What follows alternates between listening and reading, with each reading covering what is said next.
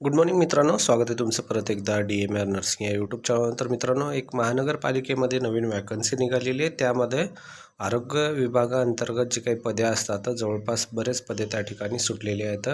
तर या ठिकाणी महानगरपालिकेमध्ये पदभरती ही आहे. तर यामध्ये संपूर्ण माहिती आपण कव्हर करणार आहे. शेवटची तारीख काय असेल, कोणते पदे असतील, GNM ANM असेल का नाही, त्यानंतर फॉर्म भरण्याची प्रक्रिया काय असेल आणि वयची अट किती असेल, तर सर्व माहिती या व्हिडिओच्या शेवटपर्यंत राहिला तर नक्कीच भेटून जाईल. व्हिडिओ जर आवडला असेल तर नक्कीच व्हिडिओला तुमचा लाईकचा प्रतिसाद द्यायला विसरू नका. तर चला व्हिडिओ स्टार्ट करू. तर पहा, या ठिकाणी आत्ताच आपण काही दिवसापूर्वी अकोला महानगरपालिकेचा एक व्हिडिओ टाकला होता, जो बऱ्याच विद्यार्थ्यांना आवडला आहे आणि बऱ्याच विद्यार्थ्यांनी त्याचा फॉर्म पण भरलेला आहे. ठीक आहे. टाकल्यानंतर बरेच कमेंट येतात, काही मला कॉल पण येतात की सर त्याचा फायदा झाला आणि आम्हाला समजल्यामुळे आम्ही भरलं म्हणून. तर पहा, आता नवीन एक आलेला आहे. धुळे महानगरपालिका अंतर्गत वैद्यकीय आरोग्य विभागामध्ये विविध संवर्गातील पदावर कंत्राटी पद्धतीने, लक्षात असू द्या, कॉन्ट्रॅक्ट बेस्ड असणार आहे. म्हणजेच करार तत्वावर डायरेक्ट तुम्हाला कॉन्ट्रॅक्ट बेस आलं म्हणजे की फिक्स्ड सॅलरी असते आणि त्यामध्ये जे आहे तुम्हाला 11 महिने 6 महिन्याचा जो आहे रिन्युअलचा बॉन्ड भेटत असतो. सुरुवातीला या ठिकाणी 6 महिने दिले, नंतर परत करार तुमचा वाढू शकतो. तारीख हे जे आहे या ठिकाणी दिलेली आहे. भरण्याकरता दिनांक 2/3/26 ते 13/3/26 कालावधीमध्ये ऑफलाईन स्वरूपात अर्ज मागवण्यात येणार आहेत. आता या ठिकाणी तारीख सर्वांना समजली असेल. तारीख किती असणार आहे? 13 मार्चपर्यंत. म्हणजे आज 1 मार्च आहे.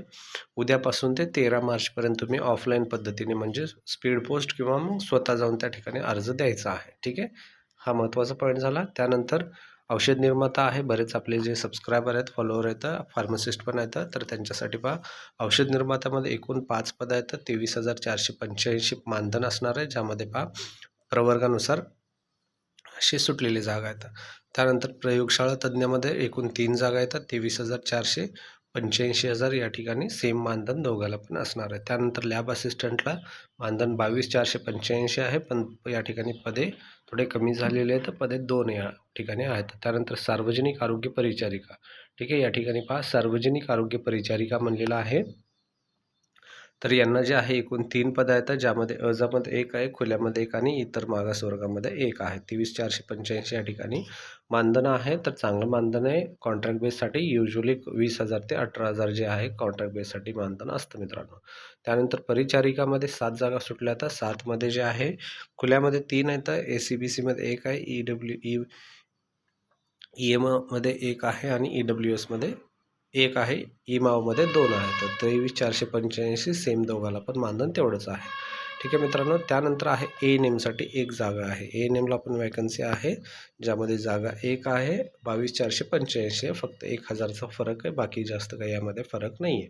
त्यानंतर आहे अन्न निरीक्षकासाठी 1 जागा, ड्रेसरसाठी 3 जागा आहेत आणि दाईसाठी 10 जागा आहेत. त्या ठिकाणी पहा, दाई जागेसाठी 10 जागा आहेत. 20,985 या ठिकाणी त्यांना मानधन असणार आहे.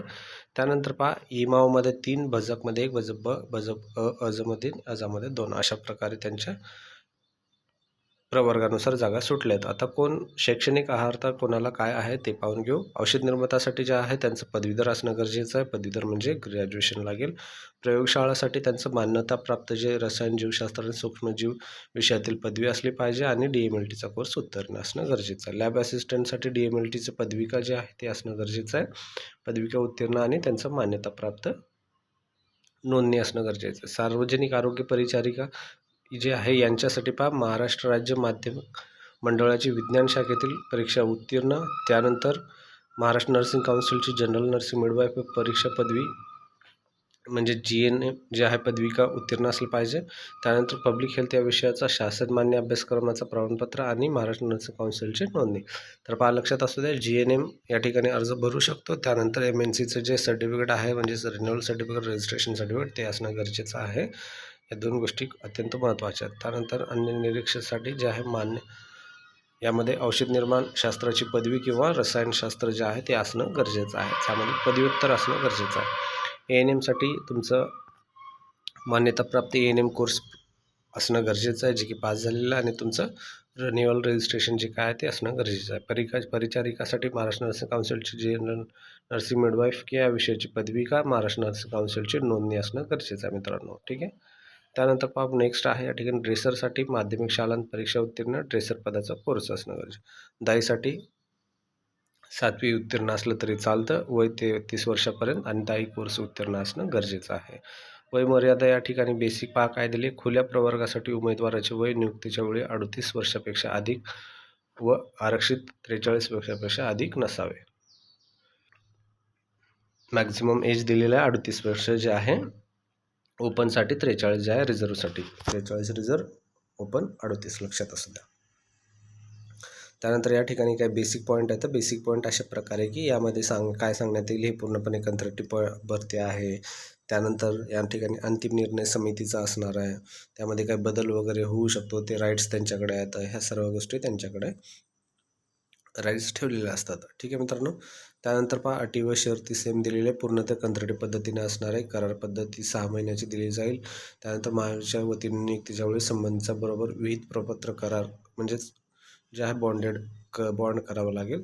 ह्या काही महत्त्वाचे पॉईंट. आता त्यानंतर इम्पॉर्टंट डॉक्युमेंट तुमचे काही सर्वात अगोदर हा अर्ज, जो की मी आता शेवटी या व्हिडिओमध्ये तुम्हाला दाखवेल. त्यानंतर आधार कार्ड स्वतःचा, आर्थिकचा पुरावा, महाराष्ट्र आदिवासी प्रमाणपत्र, जन्मतारखेचा दाखला, पासपोर्ट आणि आरक्षित प्रवर्ग जर कास्ट असेल, कास्ट व्हॅलिडिटी सर्टिफिकेट जे काही तुमचं आहे त्यानुसार असेल तर.